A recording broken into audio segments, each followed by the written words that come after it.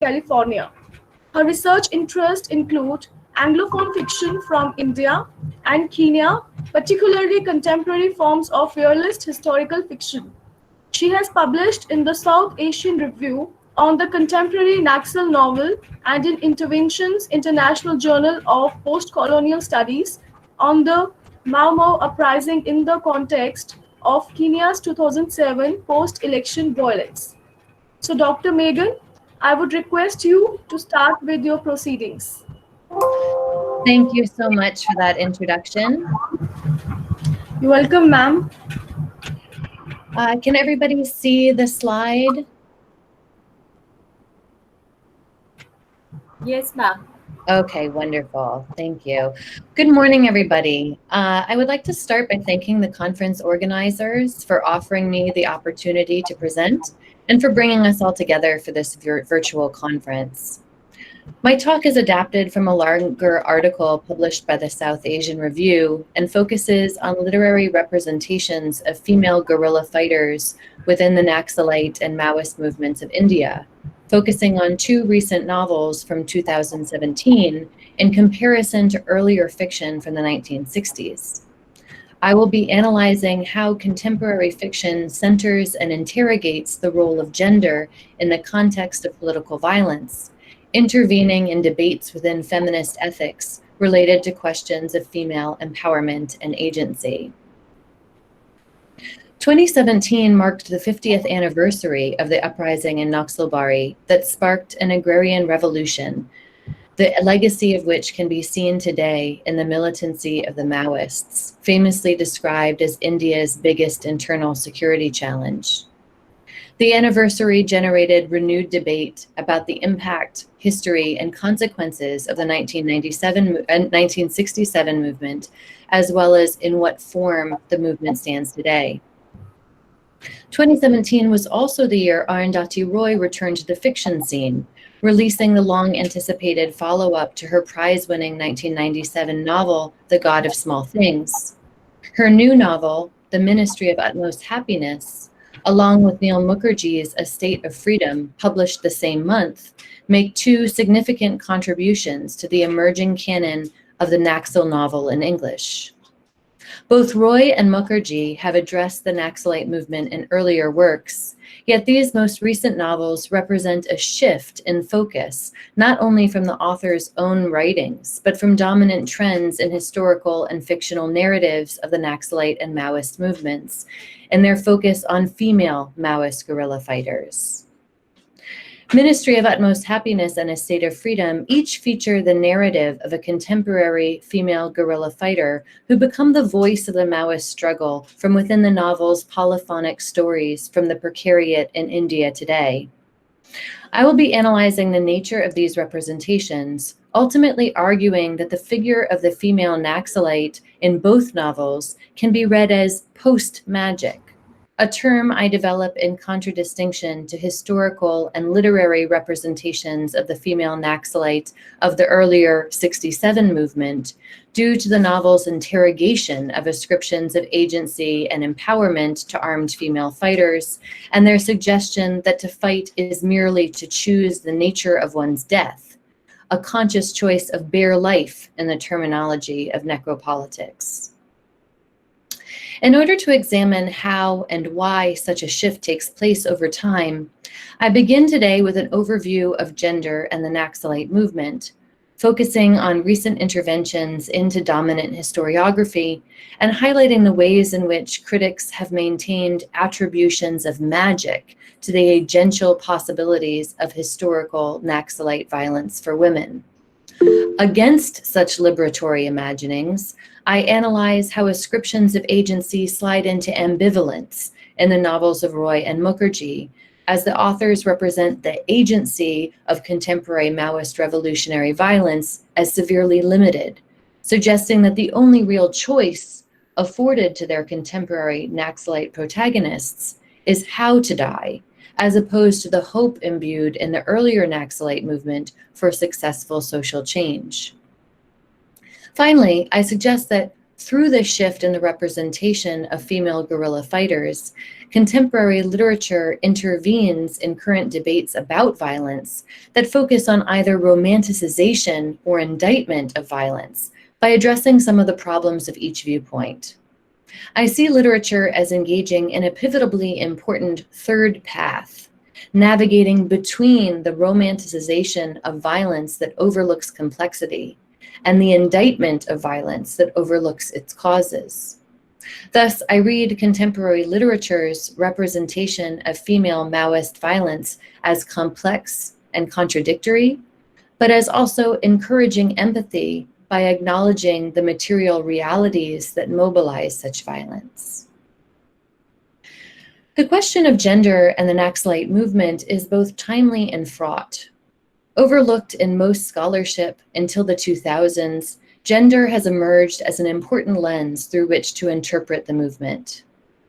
The shift towards a focus on gender in relation to the movement relates to broader reinterpretations of historical violence, as critics increasingly move away from romantic conceptions of violence as liberatory, which emerged during the anti-colonial period, to a more critical engagement with its complexities and contradictions.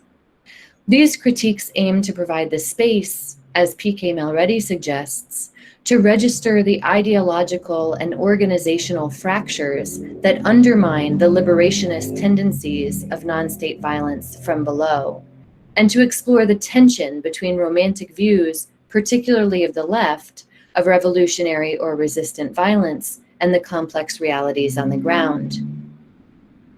Malreddy goes on to suggest that rather than an enchanted solidarity with the Naxalites from afar that has been the general position of the Academy, a more useful engagement would be disenchanted, capable of critiquing and interrogating the movement. Along with such a disenchanted position, centering gender in the critique and interrogation of the movement achieves a similar outcome in affording a clearer view of these ideological and organizational fractures. Pushing back on romantic and ultimately flattening understandings of the figure of the Naxalite and the justifications for the violence of the movement, new scholarship on gender is attentive to the complexities of history, cultural memory, and the multiplicity of experience. Two main concerns emerge from this scholarship. First, how cultural conceptions of gender function to provide a moral imperative to political violence, cast as male, protective, and good against the bad, rapist violence of the state. And second, the interrogation of ascriptions of agency and empowerment to female guerrilla fighters in order to break down the widespread victim-agent binary for women in war, especially in the global South. Naxalite historiography has long focused, as have accounts of other instances of political violence, on gender-based assumptions that project women as victims and men as perpetrators of violence. In this binary, men who take part in revolutionary violence arise as protectors of victimized women, and the state is cast in the narrative as the violent threat that creates the female victims. Thus, according to Kimberly Hutchings, gender provides an ethical shorthand which helps render certain kinds of violence intelligible. That is, the good violence of the revolutionaries is contrasted through the shorthand of gender with the bad violence of the state. Due to this narrative of gendered positions of victimhood for women and good or bad violence for men, Naxalite historiography has overlooked the multiplicity of the experiences of women within the movement, focusing on female involvement in positions of support, and thereby maintaining female participants in what Pratibha Singh calls paradigms of domesticity. Not only is the variety of women's experiences as revolutionaries elided in such a narrative, but everyday gendered violence within the movement is rendered invisible in order to maintain cohesion in the ranks. That is, because the Naxalite men must be cast as good in opposition to the bad violence of the state, instances of sexual violence by party or guerrilla members, for example, are largely overlooked. Emerging scholarship on gender in relation to the Naxalite movement and the contemporary guerrilla struggle in India pushes back on such romantic views of the movement and its participants, and emphasizes the need to interrogate and look beyond what Singh calls the Naxalite icon. This icon is typically middle class and, as Srila Roy explains, is essentially a male one that is put into the service of a righteous, revolutionary, good violence as against the bad violence of the state. Malarika Sinha also affirms that this figure, with the essentialized characteristics of urban, educated, middle class, and male, that has usually gone unchallenged in Naxalite historiography.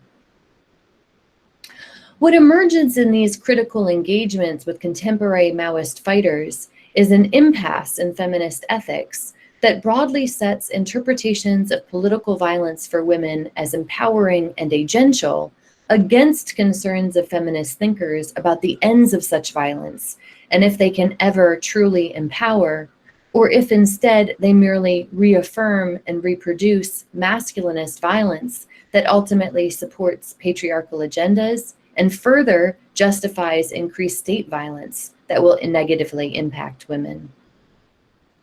As Srila Roy suggests, the participation of women in political violence raises a series of ethical questions for feminists.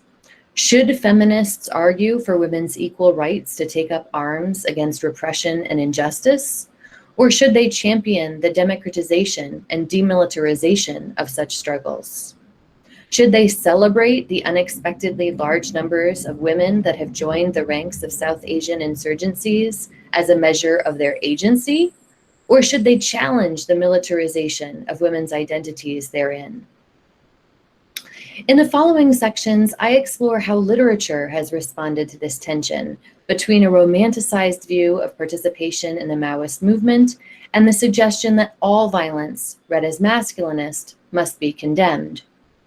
I argue that whereas literature representing women associated with the 1967 Naxalite movement was imbued with an aura of hope and a belief in the material victory of some type of social revolution, contemporary literature on the current Maoist struggle reveals an evacuation of such hope for social transformation and presents instead a post-magic representation of female guerrilla violence centered on the individual, specifically in her choice of how to die. Thus, this literature paves a path between the binary views of political violence emerging from feminist ethics by attending to the complexity and contradictory nature of female participation in violence while cultivating sympathy for the dispossessed. In her book, Gender and Radical Politics in India, Magic Moments of Naxalbari, 1967 to 1975, Malarika Sinha excavates the gender politics of Naxalbari, suggesting that post-colonial feminism offers a way to overcome the impasse of feminism's monolithic construction of third world women as victims and the insistence of nationalist patriarchal systems that women represent traditional cultural values. By framing gender, she argues, one can represent the heterogeneous reality of the movement, and she presents literature specifically as a viable source of imaginary history which captures what might have happened, how events were visualized, thought through, and what emotions fueled those visualizations. As the title suggests, Sinha text emphasizes the magical quality of representations of the early Naxalite movement for female participants. She opens her book with an interviewee's description of the years of her participation in the Naxalite movement in the late 1960s. Those were the best days of my life, she says. In those years, I lived as a human being. Those were magic moments. This metaphor for Sinha conveys the duality of persecution, pain, and tribulation, along with wonder, surprise, and hope.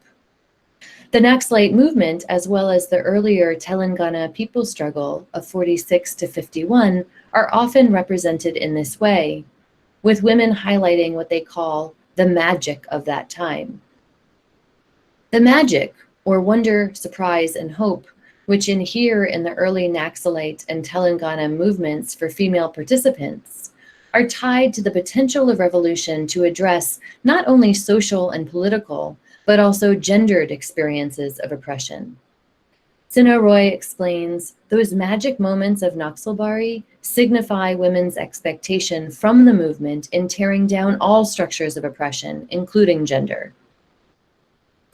In addition to this emerging scholarship within the field of historiography, Mahasweta Devi similarly constructs the magic of the 67 Naxalite movement in one of the few earlier instances of literature focused on a female fighter in her short story Draupadi from her collection Breast Stories.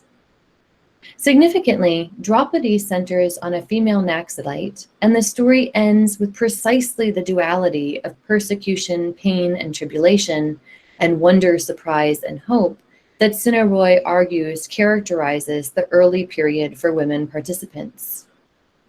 Anyone familiar with the story will remember the epiphany of the final scene, the radical triumph of the female Naxalite in the face of state forces that have just tortured and raped her, expecting through such violence to defeat her.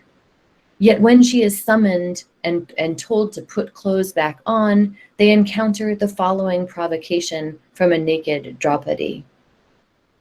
You asked them to make me up. Don't you want to see how they made me? What's the use of clothes? You can strip me, but how can you clothe me again? Are you a man? There isn't a man here that I should be ashamed. I will not let you put my cloth on me. What more can you do? Come on, counter me. Come on, counter me. Draupadi pushes Senanayak with her two mangled breasts, and for the first time, Senanayak is afraid to stand before an unarmed target, terribly afraid. The unexpected reversal of power dynamics, along with the allusion to the mythical figure, creates the dramatic and magical triumph of the female figure in this scene, who is able to transform her mutilated body into a weapon against the state official, making him, as the final words of the story proclaim, terribly afraid. Gayatri Spivak has highlighted the significance of gender in this scene, arguing, it is when she crosses the sexual differential into the field of what could only happen to a woman that she emerges as the most powerful subject, who, still using the language of sexual honor, can derisively call herself the object of your search, whom the author can describe as a terrifying superobject, an unarmed target. In her gendered specificity, Draupadi is able to accomplish the transformation into terrifying superobject in this scene, embodying the magic of the early Naxalite movement as described by Sinha Roy, a magic that is explicitly tied to her gender. As Spivak goes on to say, I can be forgiven if I find in this an allegory of the woman's struggle within the revolution in a shifting historical moment. The specificity of this historical moment of the late 1960s in this reading of Spivak, Sinha Roy, and Mahasweta Devi has a certain magic that inheres in it, a magic that arises from the hope that a Maoist revolution would address both structural and gendered oppression. Yet this hope and the manner in which it is achieved in Devi's story in precisely its historic specificity does not persist in representations of the Maoist struggle beyond the 1960s phase. I argue that the representation of the contemporary female Naxalite in the fiction emerging 50 years later in 2017 through Neil Mukherjee's A State of Freedom and Arundhati Roy's Ministry of Utmost Happiness reflects a shift away from the hope nostalgically associated with the earlier movements to what I call a post-magic perspective on violence. No longer focused on the hope for or potential of a social and political transformation through a successful revolution, the post-magic perspective on Maoist violence in the novels of Roy and Mukherjee demythologizes the party in its attention to flaws, particularly in relation to gender and its violent excesses. In addition, The representation of contemporary female Maoist fighters, while sympathetic to the precarity of the characters in the context of the material and structural violence faced by women, refuse to justify their choice to take up arms by suggesting that such a choice is agential or empowering, as Western feminism has often romantically implied. Instead, both novels emphasize that to take up a gun against the state is to choose to die. In the novel's representations of their characters' struggle with that knowledge, they draw attention to the problem with attributing agency and self-determination to acts of violence, since, as Thriller Roy suggests, agency does not usually involve the use of violence. Agency is rather the freedom from violence or force. Gender makes the question of the capacity of violence and the implication of taking up arms complex from an ethical standpoint, as Hutchings has suggested in her analysis of feminist ethics and political violence. One could argue, for example, that the choice to join the Maoists for women might be legitimate based on widespread structural and material violence faced by women within both private and public spheres. In Mukherjee and Roy's novels, the female characters who join the Maoists do so in large part because of the structural violence around them. Yet, their choice to join is evacuated of the hope of actual change in the body politic and is centered instead on change in the individual body, in the choice to fight and die. In A State of Freedom, Mukherjee develops several distinct narratives that feature characters on the margins of Indian society struggling to survive and defined, in their various ways, small spaces of freedom. One of the sections follows the lives of two childhood friends from a small village, tracing their divergent paths as Millie becomes a domestic worker in the city and Shoni stays behind in the village and ultimately joins the local Maoists. This choice is contextualized in the novel by both material and structural violence emerging from the state, the party, and domestic spaces, thus making the threat of violence diffuse, coming from all quarters. The section of the text significantly opens with an act of violence by the Maoists against a local tribal youth who has his hand cut off when he is suspected of being a police informant.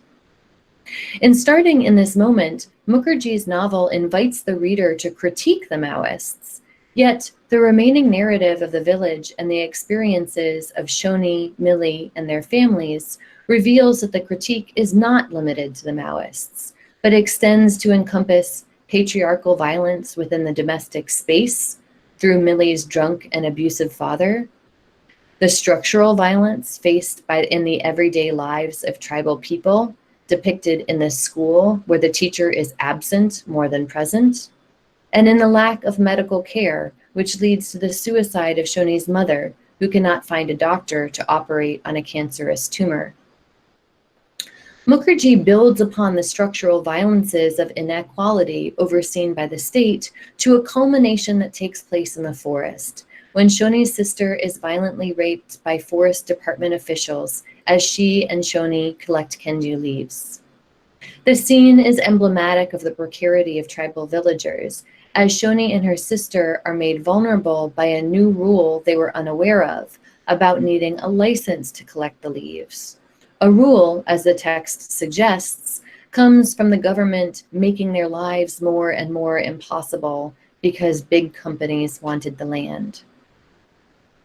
Shoni's sister's rape is presented didactically in the text, explaining to readers the helplessness of the tribal communities, especially the precarity of women, but also in the narrative of Shoni, as the moment in which she learns the freedom she has is merely to choose how she dies.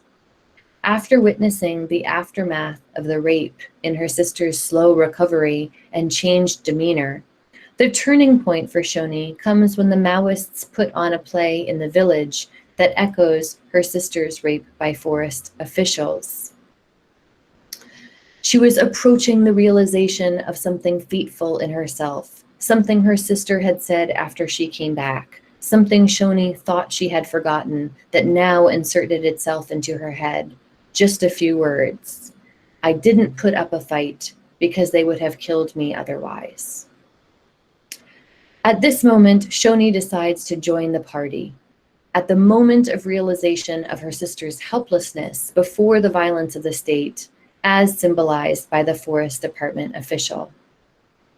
That her decision arises in response to helplessness is further elaborated in the explanation in the text that the party found sympathetic audience in the villagers whose lives of unchanging poverty, misery, and helplessness needed a radically new kind of hope, which the militants provided. The language here is almost utopic, radical hope.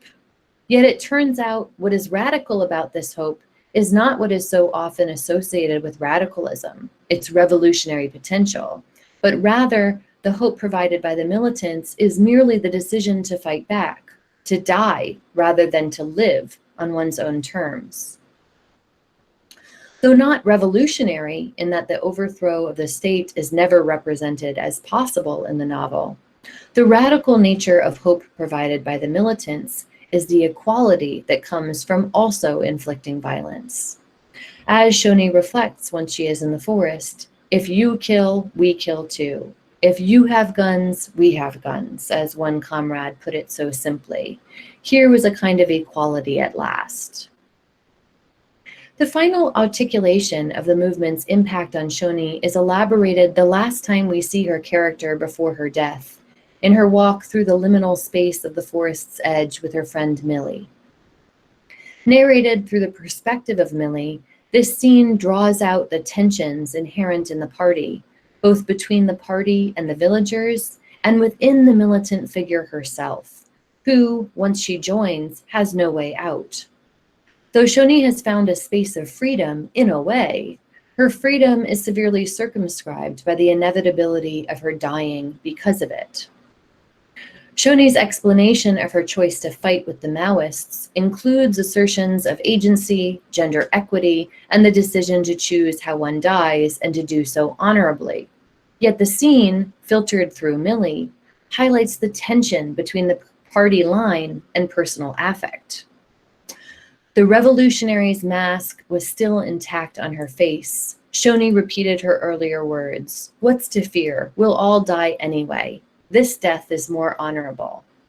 The lives of people like us are nothing, but you can make something of your life. Stop being nothing."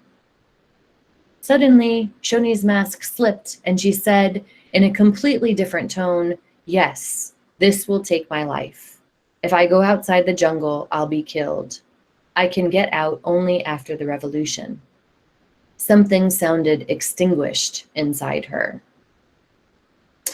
So while agency can be ascribed to the fact that Shoni makes this choice, which she claims provides an honorable identity, the choice also clearly comes with a different type of constriction and limitation in her commitment that this will take her life.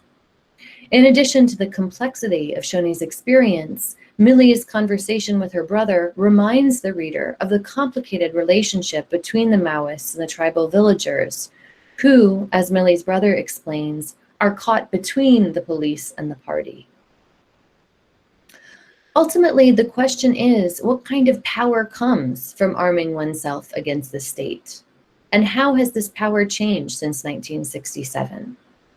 The implication in the text is that taking up a gun could be argued not to be a realistic way toward political power, but merely a way to a guaranteed status of what Akili Mbembe refers to as bare life, a way of marking oneself outside the protection of the state and ensuring you will be categorized as one who must die.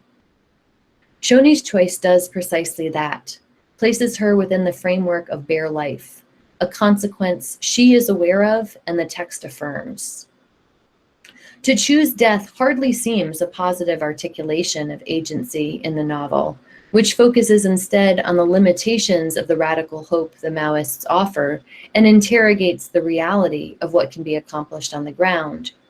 After all, a reader might reflect, as Millie does when she hears of Shoni's death, what has it accomplished? Roy's novel, too, establishes the choice of joining the Maoists for Revathi, her female guerrilla fighter, as limited and circumscribed, in a way that interrogates the level of agency and empowerment that might be assumed to go hand in hand with political violence. In Ministry of Utmost Happiness, the gendered representation of the Maoist struggle exposes the problems in mythologizing Maoist violence and reframes it as a desperate response to generalized violence that for women circulates in both the quotidian and spectacular, the private and the public, in the forest and in the party, and outside in the villages or at the hands of the police. In the novel's attention to the party's own flaws and similarities to hegemonic patriarchy, Revathi's decision to join the Maoists is cast as despairing, a choice she makes knowing she will die in the fight, and unlike earlier female revolutionaries, a choice that is not inflected with the hope that forms of everyday violence against women will end. Rather than fighting based on a hope for change or with a sense of magic, Revathi, like Shoni, joins in the Maoists because there is simply nothing else to do in the face of material and epistemological violence experienced by tribal people. Revathi's letter, which appears towards the end of Ministry, narrates her story and how she became part of the Maoists. The letter begins by situating Revathi's first articulation of her desire to resist as stemming from the violence her father visits upon her mother. "I wanted to be a lawyer and put my father behind bars forever." The specificity of the gendered experience and women's vulnerability to violence in the public and private spheres is emphasized throughout the letter, with Revathi noting the maximum hatred police had for women workers. Revathi's later rape by the police affirms this intensity, while simultaneously connecting it with the private patriarchal violence of her father toward her mother.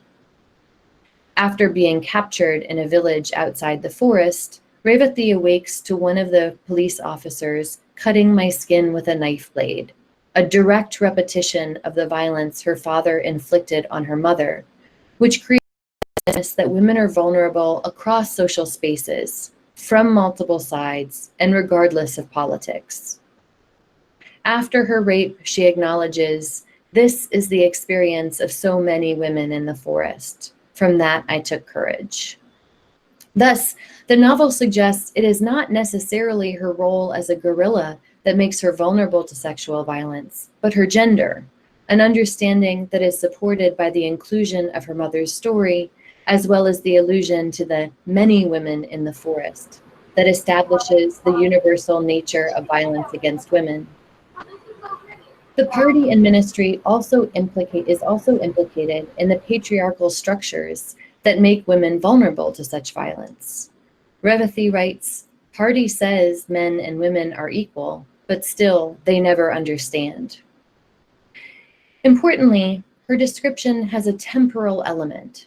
"Still they never understand" emphasizes the inability of the party over a 50-year period to grapple with and address the tension between a revolutionary ideology which centers on class and a dominant hegemonic discourse which occludes the everyday violence experienced by women.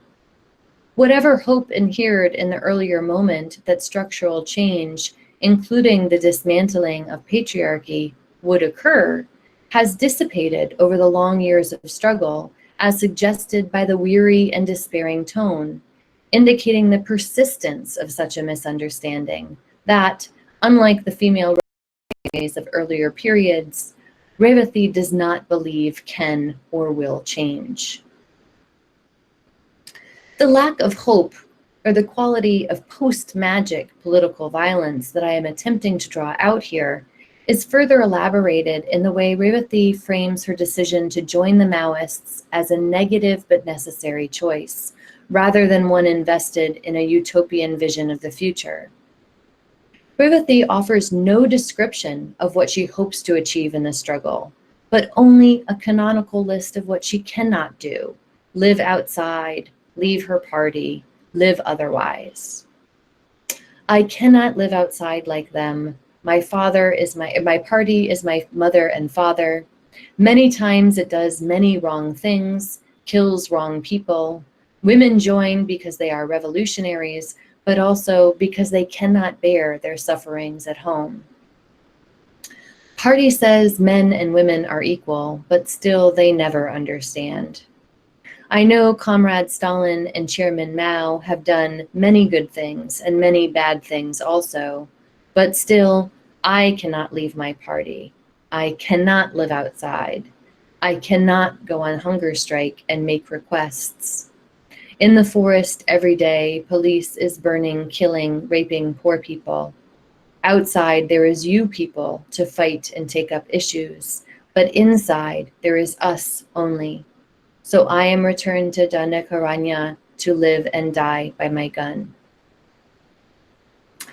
Revathi's gendered experience and understanding of the party's flaws, along with the acknowledgement that the party does many wrong things and kills wrong people, is a clear critique of the contemporary Maoist ideology and its failure to adequately address and reform its gender politics, and reveals Revathi does not necessarily believe in the party's capacity to do so, a belief and hope that was central in women's participation in the 1960s.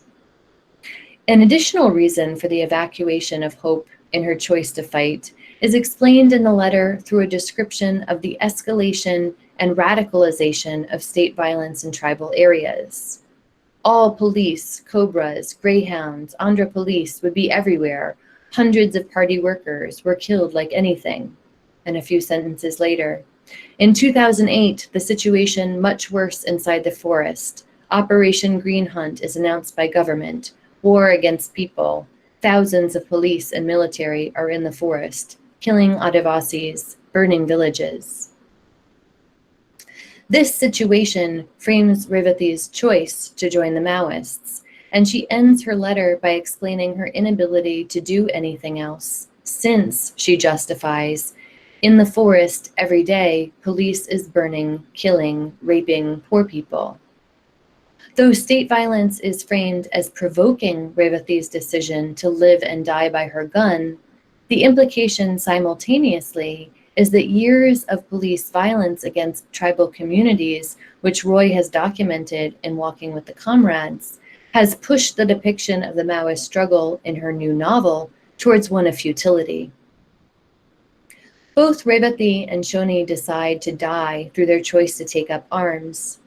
Yet, in addition to their knowledge that to fight is to die, both characters also refuse maternal roles, a detail that further breaks down romantic views of female fighters. Of the two novels, Ministry is the most specific in this refusal, and Revathi's narrative of her rape, subsequent pregnancy, and abandonment of her baby serves to consciously break down any possible remaining romantic view of the female revolutionary, first by refusing a redemptive narrative after rape by the state, as happens in Draupadi, and finally by subverting the image of the mother warrior so prized by Western feminists. The popular image of the female guerrilla with a gun in her hand and a baby on her back, as Srila Roy argues, is one that has a long-standing presence in the imaginary of liberatory, especially nationalist struggles in the Third World, and is an acknowledged part of a revolutionary femininity. Sing too highlights the prevalence of the image of the woman with a baby and a gun, that despite its gender bias, continues to mobilize a kind of feminist pride in female participation in political violence. This image in relation to the Naxalite movement persists today in the figure of the original female Naxalite, Shanti Munda, who participated in the initial uprising at Naxalbari with her baby strapped to her back.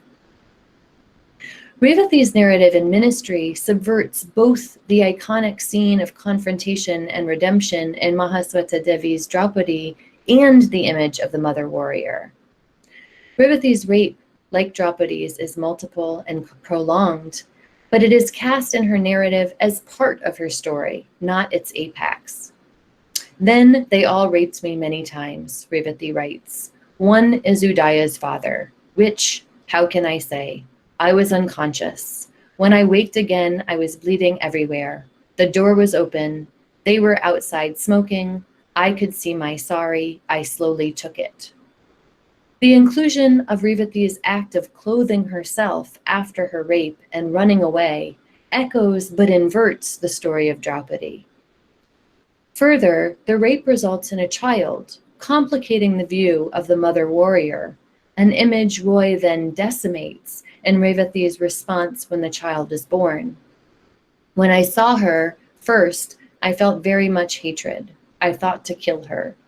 I put my gun on her head, but could not fire because she was a small and cute baby. There is no romance in this scene of the rape victim as mother and her infanticidal fantasy. Yet, like her choice to join the Maoists, Roy depicts this with sympathy. The end of Revati's letter encapsulates the critical challenge presented by the Maoist struggle by emphasizing the limitations of both nonviolence in the face of structural and epistemic violence which threatens the lives of women, and the problems which inhere in political violence as a viable response. Both Ministry of Utmost Happiness and A State of Freedom, in their depiction of the current post-magic moment of revolutionary violence, intervene in current feminist debates about violence that focus either on romanticization or indictment by addressing the problems with both viewpoints. By engaging with complexity and contradiction inherent in female participation in political violence, the novels present a pivotally important third path, navigating between the romanticization of violence that overlooks complexity and the indictment of violence that overlooks its causes. Thank you.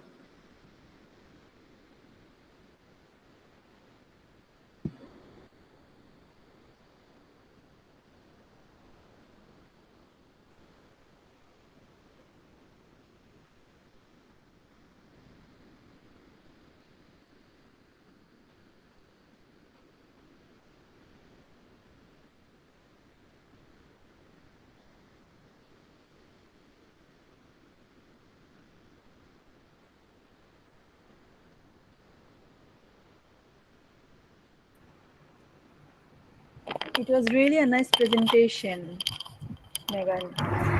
Thank you. Though I had a query, but you have answered that one later. So, as especially in West Bengal, Bangladesh and West Bengal, they have a very good relation, and also, you know, the history, we have good bonding with each other. Many Hindu people, they migrated there because of Bengal famine and then the 1971. So, and also when 1971 Liberation War was going on, at the same time, the Naxalite movement was going on in West Bengal. So, the literature was also, I mean, I'm talking about particularly the Bengali literature over there, I mean, West Bengal. So it was particularly influenced by Naxalite movement that time. And so many people, so many literary persona, they were actually moved by Naxalite movement.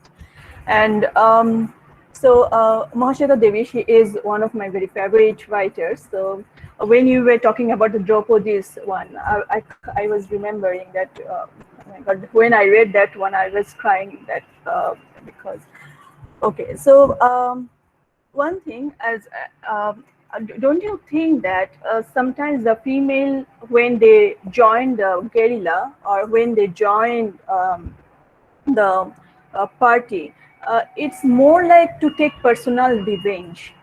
Like if they are, I mean, they get raped or they get some, I mean, they face some domestic violence, and then just not from a belief of political ideology. Okay, that what actually happens to the male or man. Okay, but for women, it's something different. And also, I haven't found any book anywhere where it's something different story, that a woman also can go because she believes so, okay, not because she has faced such violence. Okay, so also Arundhati and I haven't read though Mukherjee's one, but Arundhati's The Minister of Utmost Happiness, I have read that one. So I also found the same thing. I mean, that the same way she also went on, and also she didn't try to look from a different view. I mean, to show the different view of women, guerrilla or women from there. So, what do you think about it? Like, yeah, thank you. Yeah, well, one of the things that I think is really interesting about this question of revenge is that it does seem that earlier representations of female Naxalites where they show up. So, for example, in Neil Mukherjee's earlier novel, now I'm looking at what it is, The Lives of Others. In The Lives of Others, he has a very brief moment where he features a contemporary Maoist fighter who's a woman, and it's very explicitly about revenge. But in these books, even though they're joining because they've experienced violence, they don't explicitly state it's because of revenge. And Revati, for example, in Roy's novel, actually is sort of radicalized at university, right? So she's learning about what's going on. She starts by kind of passing messages around and reading quite a bit. So I think that these, like what I'm kind of trying to argue is that these later versions, like starting in 2017, are moving away from that narrative of revenge and into a kind of complicated, ambivalent position where people are kind of making a very difficult choice, but I'm not sure that it's revenge in these two books specifically. Yeah. okay, Any other thank question you. from any participant? I again repeat, any participant has any question for Dr. Meghan?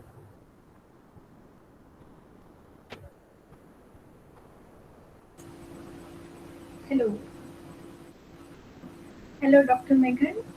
Thank you so much for your presentation. I have a query regarding literature. Have you found any memoir as a protest literature or something, a memoir written by a woman from as a representation? They have written as a daily their activities Hello? or their participation. Sir, I don't have questions in my chat box. Pinaki, mute yourself. Hello. Am I audible? Yes, I can hear you now. I just Yes. Can you repeat the question though? Yeah. Is there any memoir written by women in their own regional language or in Hindi or in English? You find it as a protest literature or as a participation from women as a marginal? Thank you. Yeah, it's hard to find a lot on women. I haven't found any memoirs so far. Although Ants Among Elephants seems like it's moving in that direction.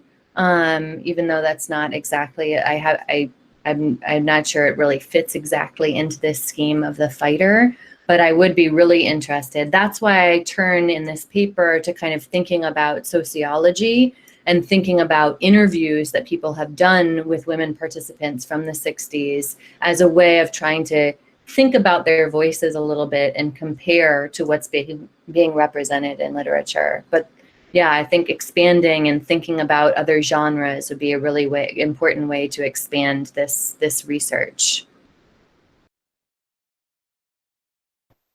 Okay, thank you, ma'am, for your answer. We have another question, which is that, wait a second. And we have another question. Many women in India are joining Naxal movement to get freedom from home and society, whether it is the right move or not. Yeah, I mean, I don't have an answer to that. I wish I had an answer for what the right moves are. I mostly am just tracing what literature does, because literature, you know, and this is part of a larger project when where I'm thinking about how literature has really changed from the sort of the immediate post-colonial movement, and the way it was really invested in anti-colonial fighting and the sort of Fanon's idea that we need to overthrow our oppressors and attain this beautiful version, this kind of utopian freedom. And that now, as globalization has shifted the way that the enemy presents itself, it's no longer, you can't even any longer just confront a landlord per se, right? It's globalization or global capital that becomes the top figure that maybe is doing some of that exploitation. So I think that novels are starting to express a lot more of that ambivalence, and that any kind of direct violence where a single person takes up a gun, just, it seems as though literature is saying this won't work. Okay, thank you, ma'am, for your answer. Any question from participant side? So I don't see any participant asking more questions. So thank you so much, ma'am, for your wonderful session. Thank you all for listening. Thank you so much.